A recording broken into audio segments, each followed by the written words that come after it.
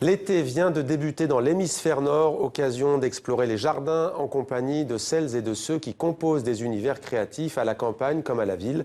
En version MOOC, cela donne Garden Lab, la revue sur les jardins de demain pour tous les jardiniers d'aujourd'hui.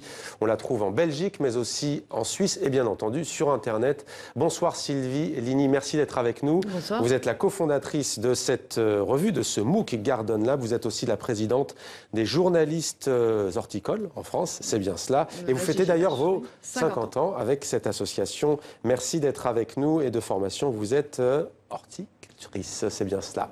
Avec nous également une paysagiste, Christine Bail. Merci d'être avec nous. On va peut-être d'ailleurs commencer avec vous. Une partie de la planète, je le disais tout à l'heure, suffoque. Quasiment 50 degrés au Pakistan, quasiment 40 degrés à Paris depuis quelques jours. Est-ce que les jardins peuvent avoir un rôle pour supporter ces fortes chaleurs ? Les jardins ont un rôle, effectivement, puisque dès qu'on implante un jardin, on a un sentiment de fraîcheur assez rare. Entre le moment où on enlève tout ce qui est à enlever et le moment où les nouvelles plantes arrivent, il se passe quelque chose. Il se passe quelque chose, c'est le vert et on a l'impression de respirer. Il y a vraiment une sensation physique intéressante. Oui, une sensation, c'est tactile en fait. Sur cette question, le rôle des jardins, est-ce qu'il y a un rôle biologique? Est-ce que ça peut protéger face à l'effet de serre, face à ces températures qui sont très élevées? Certainement. De toute façon, la végétation, on le voit avec la destruction de la forêt amazonienne, si on prend la plus grande réserve, on va dire, protectrice de la planète, le fait de détruire cette forêt détruit un petit peu plus notre atmosphère et échauffe encore un peu plus l'atmosphère. Donc ça, il y a forcément un effet positif des jardins. Après, sur la ville, parce que c'est là qu'on suffoque le plus aujourd'hui, c'est dans la ville. Et la ville est devenue très très minérale, de plus en plus minérale ces derniers temps. Et même les constructions, les bâtis, le fait de mettre du verre partout, échauffe terriblement l'atmosphère. Et la nuit, cette chaleur est restituée dans l'atmosphère, ce qui fait qu'on a des îlots de chaleur dans les villes. En laissant un peu plus de place à la végétation, on pourrait mieux tempérer en fait, ces écarts de température et sans doute moins suffoquer. Alors il y a une véritable passion des Français pour, on dit souvent le jardinage, mais disons-le pour le jardin, pas seulement en France d'ailleurs. Comment l'expliquez-vous ? Je pense que c'est un besoin. D'abord, je crois qu'on est un être humain, un être vivant. On a voulu s'extraire peut-être de la nature. On a voulu la maîtriser. On s'aperçoit que de toute façon, on ne la maîtrisera jamais, de toute façon, et qu'on en a besoin. Donc je pense qu'il y a une volonté de revenir un petit peu à ça. Il y a aussi cette idée aussi que le jardin, c'est du temps. C'est de remettre les choses dans le temps. De donner aussi du temps au temps. Et je pense que... Se réapproprier l'espace-temps peut-être. Il y a aussi la prise de conscience face aux menaces qui guettent nos écosystèmes. Sylvie Ligny, on était avec vous. Peut-être une définition, Christine Bail. C'est quoi un jardin? Comment on le définirait? En fait, c'est une pièce à vivre. C'est un prolongement de la maison. C'est la maison. C'est une autre forme de vie. En été, on est dehors. Dans certains pays, on vit dedans, dehors. Et là, ce que l'on crée aujourd'hui, c'est le prolongement de la maison. J'ai des clients qui me disent faites-moi un cocon vert. C'est-à-dire qu'en fait, ils veulent avoir de la végétation d'un côté et de l'autre de l'appartement quand il s'agit d'une terrasse. Et c'est aussi le plaisir de vivre dehors et de se réapproprier la nature, ce que disait Sylvie. Une envie de potager, une envie d'apprendre aussi et de transmettre à des enfants comment pousse une plante, comment pousse un noyau, comment on sème de nouvelles graines. Alors ça peut prendre la forme d'un potager, mais ça peut prendre toutes sortes de formes. Alors on le voit à l'image, différentes formes, différentes superficies aussi pour un jardin. Bien sûr. En région parisienne, on a de toutes petites surfaces. On travaille sur des 40, 50 mètres carrés. Enfin, c'est tout petit. Il faut arriver à la fois à introduire cette végétation et la rendre vivante. Et il faut qu'on puisse vivre dedans. Il faut que ça reste naturel aussi, surtout. Rester naturel. Sylvie Ligny, Garden Lab, quelle est son ambition? Là, on a un numéro très précis dans lequel vous aidez, au fond, vos lectrices et vos lecteurs à façonner leur propre jardin. Et ça peut être en extérieur, ça peut même être un petit balcon. Ah, c'est tout. On part du principe que tout est jardin. un rebord de fenêtre peut être un jardin. Même l'intérieur de l'habitat, on peut y accueillir un jardin. Les terrariums, on en parle de plus en plus, il y a de plus en plus de livres qui parlent de ça, et finalement, c'est amener à miniaturiser le paysage et l'introduire chez soi. Donc tout est jardin. Alors c'est un sujet d'actualité, puisque nos confrères de Libération font une double page aujourd'hui. Vous me disiez toutes les deux que vous l'aviez lu. Alors on peut lire notamment « Négligé, écrasé par le béton, traité d'espace vert, ce lieu, le jardin qui est dédié à la culture des plantes et des fleurs, varie selon les pays et les cultures ». Alors justement, on va parler avec vous, Sylvie Ligny, du jardin méditerranéen. Il en est question dans ce numéro. Qu'est-ce qui le caractérise ? Le jardin méditerranéen, en fait, oui, c'est par rapport donc, à la conversation qu'on a publiée dans Garden Lab avec Jean Mus, qui est un paysagiste qui a beaucoup œuvré pour le pape, dit-on, c'est ce que vous écrivez en tous les cas, le pape du jardin méditerranéen, tout à fait, et qui a beaucoup œuvré pour la diffusion de ce jardin méditerranéen partout, sur toute la planète. En fait, il a été, on va dire qu'il est parfois relativement jeune paysager.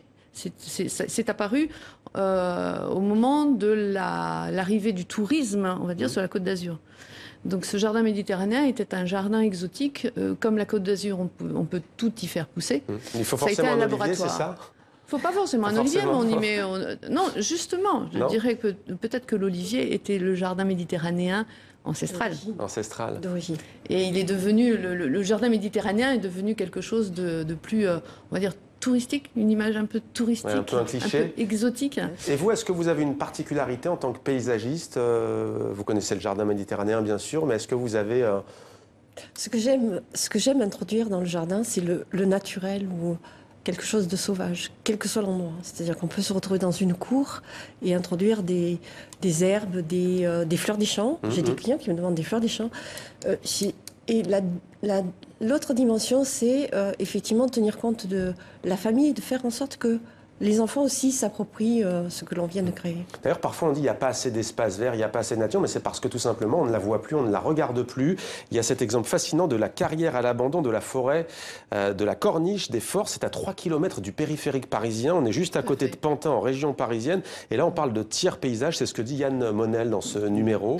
On la voit à l'image. Hein. C'est étonnant. On a l'impression d'être dans une forêt. Exactement. C'est-à-dire des espaces délaissés par l'homme. La nature reprend des droits, on ne va pas dire tous ses droits encore, mais reprend des droits, et c'est là que l'on redécouvre finalement que c'est ça aussi un jardin. Plus loin de nous et de ce plateau, ailleurs, c'est la séquence ailleurs de votre numéro. En Irlande, le jardin est partout. Partout, dans les pots, jusque sur les cheminées.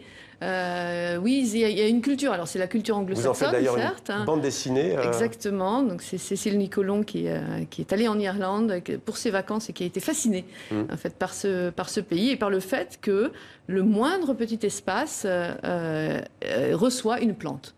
Et il y a d'ailleurs un joli dessin à un moment donné où on voit un pot avec une fleur sur une cheminée. Donc au fait du toit. Et c'est un jardin. Et c'est un jardin. On voit le parc national de Killarney notamment en Irlande. Sans parler des paysages irlandais qui sont sublimes. Vous y êtes allé Non, je ne connais pas celui-là. Je connais d'autres endroits où la végétation effectivement est très présente. Enfin, je pense à mon dernier voyage en Nouvelle-Calédonie où on a des fougères arborescentes extraordinaires. En Nouvelle-Calédonie, oui. Bon. Où on a la plus belle végétation endémique du monde, une des plus belles, où effectivement on a des plantes qui seront diffusées après par ailleurs, mais que l'on ne trouve que là-bas. Quel est l'avenir selon vous pour ces jardins, au-delà de cette passion que j'évoquais ? Comment la voyez-vous ? Dans nos villes, on sait par exemple, Sylvie Ligny nous le disait avant cet entretien, que la ville de Nantes fait figure de modèle parce qu'on laisse la nature reprendre ses droits. Il y a aussi la ville d'Angers qui est assez réputée. Alors moi, ce que j'aime, c'est justement quand un client vient vous dire, voyez, on a une cour très minérale, des murs. Faites en sorte que la nature reprenne ses droits. De façon simple, de façon sobre, de façon naturelle. On n'a pas forcément besoin d'eau, nous disent-ils. C'est mon dernier exemple. La gardienne arrosera. Faites un endroit où les gens s'y sentent bien, un endroit de partage, un endroit où on puisse se croiser et échanger. Et pourquoi pas, effectivement, faire que les enfants y apprennent quelque chose. Et là, c'est magique. C'est, je pense, une nouvelle façon d'interpréter le jardin. Je ne dis pas que tous nos clients sont comme ça, enfin que tous les Les gens sont comme ça, mais ça, c'est des gens pour lesquels on a envie de faire quelque chose. Sylvie Ligny, Paris, pour vous, peut mieux faire ou... On peut toujours mieux faire, oui. Oui, on aimerait qu'il y ait des jardins partout. Mais il y en a déjà énormément. Alors, il y a cette idée de vouloir investir les toits et de les... Justement, pourquoi on n'a pas plus de végétation sur les murs dans nos villes ? Alors, la végétation sur les murs, c'est pas si facile que ça. D'abord, soit c'est une végétation sauvage, et là, il faut accepter de laisser détruire le mur pour que la végétation s'y installe. Ça, c'est une première raison pour laquelle. Voilà, c'est une première raison pour laquelle on ne l'accepte pas trop, en général. La deuxième, c'est de construire vraiment un mur végétal, comme le fait Patrick Blanc. Et là, c'est un véritable jardin, donc autonome, et qui nécessite une alimentation en eau régulière, un entretien régulier. Donc, c'est un jardin qui demande finalement beaucoup de l'intervention de l'homme quand même. Garden Lab explore les jardins de demain. C'est le numéro de cet été 2017. Merci Sylvie Ligny d'avoir été avec nous. Merci également Christine Bail, paysagiste, d'avoir répondu à nos questions sur TV5 Monde.